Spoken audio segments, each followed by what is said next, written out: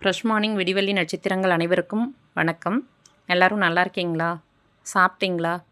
நம்ம கோலங்கள் மட்டுமல்லாமல் மலரும் நினைவுகள் பற்றியும் பார்த்துட்ருக்கோம். அந்த வகையில் நான் சின்ன வயசில் படித்த விக்ரமாதித்தன் வேதாளம் கதை தான் உங்கள் கூட நான் பகிர்ந்துட்டுருக்கிறேன். இன்றைக்கி நம்ப முடியாத உண்மை அப்படிங்கிற கதையோட தொடர்ச்சியை தான் பார்க்க போகிறோம். இன்றைக்கி 13வது நாள் தொடர்ச்சியாக இந்த கதையை நம்ம பார்க்கலாம். வேதாளம் கதையெல்லாம் சொல்லி முடிச்சுட்டு விக்ரமன்ட்ட கேள்வி கேட்குற நேரம் வந்துருச்சு. கதையை சொல்லி முடிச்சுட்டு வேதாளம் கதையை நிறுத்திட்டு இப்போ கேட்குது. நீங்கள் தொடர்ச்சியாக கேட்டுக்கிட்டு இருந்தீங்கன்னா உங்களுக்கு அந்த கதை புரியும். இல்லாட்டியும் 12வது நாள் தொடர்ச்சியாக கேளுங்க. அப்போ வேதாளம் கேட்குது விக்ரமாதித்தன்ட்ட. எல்லாருமே அதிசயமான நிகழ்வுகளை தான், வினோதமான நிகழ்வுகளை தான் சொன்னாங்க. இருந்தாலும் விக்ரமன் ஏன் அந்த கடைசியாக சொன்னவனுக்கு மட்டும் வைரமாலை கொடுத்து அவனை பிரதம மந்திரியாக நியமிச்சான்? அது தப்பு தானே, இந்த அரசனுக்கு ஒன்றுமே புரியல அப்படின்னு சொல்லி, நீ சரியான பதிலை சொல்லணும், என்னோடய கேள்விக்கு சரியான பதிலை சொல்லணும். ஏன் அவன் அப்படி கொடுத்தான், அந்த பையனுக்கு பிரதம மந்திரி பதவி கொடுத்தான் அப்படின்னு நீ எனக்கு பதிலை சொல்லணும். நீ பதில் சொல்லி கரெக்டான பதில் சொல்லிட்டீன்னா நான் உன்னோட மௌனம் கலைஞ்சது, நான் திரும்ப மரத்துலேயே ஏறிடுவேன். நீ பதில் தெரிஞ்சு சொல்லாமல் இருந்தீங்கன்னா உன்னோட தலை சுக்கு நூறாக வெடிச்சிரும் அப்படின்னு வேதாளம் சொல்லுது. விக்ரமன் யோசித்தான். எத்தனை திருப்பம் முயற்சி பண்ணியாச்சு, சரி என்ன பண்ணுறது, நம்ம உயிரோடு இருந்தால் எவ்வளோ நாளும் முயற்சி பண்ணிக்கலாம் அப்படின்னு நினச்சிட்டு அவன் என்ன பண்ணனான்னா பதில் சொல்ல ஆரம்பித்தான். 3 பேருமே பண்ணினது விசித்திரமான நிகழ்வாக இருந்தாலும் அதனால் மக்களுக்கு எந்த விதமான பயனும் கிடையாது.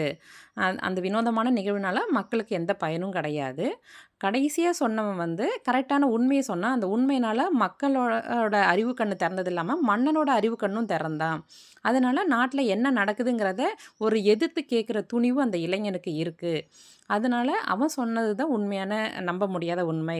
அதனால் அவனுக்கு பிரதம மந்திரி பதவியும் வைரமாலையும் கொடுத்தது உண்மையிலேயே ஏற்றுக்கொள்ளக்கூடியது தான். அந்த அரசன் செஞ்சது சரிதான் அப்படின்னு சொல்லவும், நீ சரியான பதிலை சொல்லிட்ட, அதனால் உன்னோட மௌனம் கலைஞ்சிருச்சு அப்படின்னு சொல்லி என்ன பண்ணுச்சுன்னா வேதாளம் திரும்பவும் முருங்கை மரத்துக்கே போயிருச்சு. பழையபடி பின்னாடியே வேதாளம் பின்னாடியே நம்ம விக்ரமனும் ஓடி போய் மரத்தில் ஏறி திரும்ப அதேபடி வேதாளத்தை கீழே இறக்கி விட்டுட்டு திரும்ப இறங்கி முதுகில் கட்டி தூக்கி போட்டுக்கிட்டு திரும்ப நடந்து வர்றான். நம்ம இப்போது அடுத்த கதையை தான் பார்க்க போகிறோம். அந்த அடுத்த கதையோட தலைப்பு என்னென்னா குணசேகரன். அந்த குணசேகரனோட கதையை தான் நம்ம பார்க்க போகிறோம். ஏன் குணசேகரனோட கதை அப்படின்னு பார்த்தீங்கன்னா, வேதாளம் தோளில் தூங்க ஆரம்பிக்கவும் வேதாளத்தை தூக்கி தோளில் போடவும் வேதாளம் என்ன பண்ணுதுன்னா பேச ஆரம்பிக்குது. என்ன பேசுது அப்படின்னா, நான் சில பேர் உன்னோட விடாமுயற்சி நான் ரொம்ப பாராட்டுறேன். சில பேர் சின்ன வயசுலேருந்து ஒரு குறிக்கோளை மனசில் வச்சுட்டு என்ன பண்ணுவாங்கன்னா, அதையே வாழ்க்கையில் முயற்சி செஞ்சு கடைசியில் அந்த லட்சியத்தை அடைவாங்க. சில பேர் என்ன பண்ணுவாங்க, சும்மா ஊதாரியாட்டம், ஆண்டியாட்டம், சன்னியாசியாட்டம் சுற்றிக்கிட்டே இருப்பாங்க. ஞானியாட்டம் சுற்றிக்கிட்டே இருப்பாங்க. எந்த ஒரு வாழ்க்கையில் எந்தவித குறிக்கோளும் இல்லாமல் அவங்க பாட்டுக்கு வாழ்க்கையை ஓட்டிகிட்டு இருப்பாங்க. திடீர்னு ஒரு நாள் ஞானோதயம் வந்த மாதிரி திடீர்னு முயற்சி செஞ்சு பல வருடங்கள் கஷ்டப்பட்டு சாதிக்க வேண்டியதை ஒரு சில மாதங்கள்லேயே, சில நாட்கள்லேயே அதை சாதிச்சிருவாங்க அவங்களோட விடாமுயற்சினால். அது மாதிரி 2 விதமான கேரக்டர் இருக்கிறாங்க. இதில் நான் இது சம்மந்தமாக உள்ள ஒரு குணசேகரனோட கதையை தான் நான் உனக்கு சொல்ல போகிறேன் அப்படின்னு சொல்கிறாங்க. நம்ம இன்றைக்கி குணசேகரோட கதையை தாங்க பார்க்க போகிறோம். அதாவது விராக நாடு அப்படின்னு ஒரு நாடு இருக்குது. அந்த நாட்டை சந்திரவர்மன் அப்படிங்கிற ஒரு அரசன் ஆண்டுகிட்டு இருக்கிறான். ரொம்ப அழகாக ஆட்சி புரிஞ்சிட்டு இருக்கிறான். அப்படி அவங்களுக்கு 2 குழந்தைங்க. பெரிய பையன் பேர் குலசேகரன், 2வது பையன் பேர் குணசேகரன். குலசேகரன் எல்லாத்துலேயும் எதுவாக இருந்தாலும் உடனே கற்றுக்கிட்டு அதை பண்ணணும்னு நினைக்கிற ஒரு ஆர்வமுடையவன். சின்ன பையனை விட பெரியவன் எல்லாத்துலேயும் ஆர்வம் காட்டி எல்லா விஷயத்தையும் தெரிஞ்சுப்பான். ஆனால் என்ன பண்ணுவான்னா, அவன் அவனுக்கு ஈக்குவலாக, அவனோட வயதுக்கு ஈக்குவலாக இல்லை, அவனுடைய அந்த ஸ்டேட்டஸுக்கு ஈக்குவலாக உள்ள பசங்களோட மட்டும்தான் பேசுவான். அவனோட அந்த அரசனோட பையன் இல்லையா, அதனால் அவன் ஸ்டேட்டஸுக்கு யார் யார் இருக்கிறாங்களோ அவங்க கூட மட்டும்தான் அந்த பையன் பேசுவான்.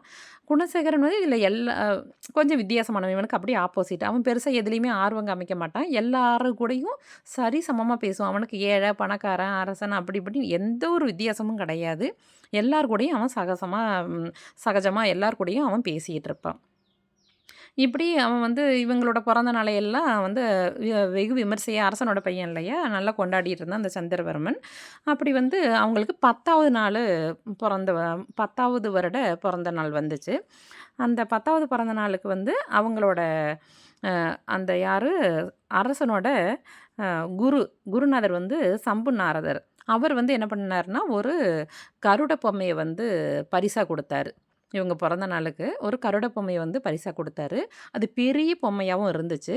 அந்த பொம்மைக்கு வந்து காது பக்கத்தில ஒரு சாவி இருந்துச்சு. அந்த சாவிய நம்ம திருவுனோம்னா, ஒரு டைம் வந்து நம்ம அதில ஒருத்தர் மட்டும் உட்காந்து நல்லா மேல கொஞ்சம் தூரம் பறக்க முடியும். மீதி கதைய நம்ம நாளைக்கு பார்க்கலாங்க.